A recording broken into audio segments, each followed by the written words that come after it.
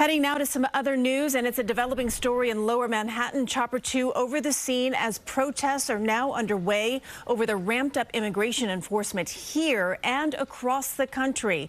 Police making dozens of arrests tonight when at times it did turn violent.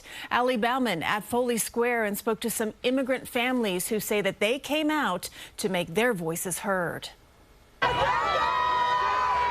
Violent clashes between protesters and the NYPD erupted in Lower Manhattan Tuesday night.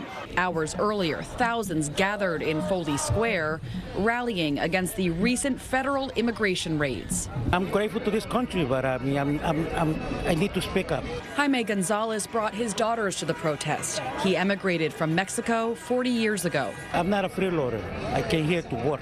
The demonstration in solidarity with the protests in Los Angeles, where President Trump has deployed the National Guard and Marines despite objections from the city's mayor and California's governor. If we don't have political rights and we don't have the right to peacefully assemble to address our grievances without getting the National Guard sent to us, then nothing else really matters. Protesters have marched over here to the federal immigration court offices in Lower Manhattan, where heavily armed NYPD officers are trying to keep them behind barricades, but the situation is tense. We watched police take several people into custody, the crowd at times wrestling with officers who pulled protesters to the ground. If New York City stands up, if the country stands up, it doesn't matter how many National Guard troops they have, we can peacefully stand up and resist. And on Tuesday, reports that NYPD collaboration and information shared with federal agencies being used in civil immigration proceedings are disturbing.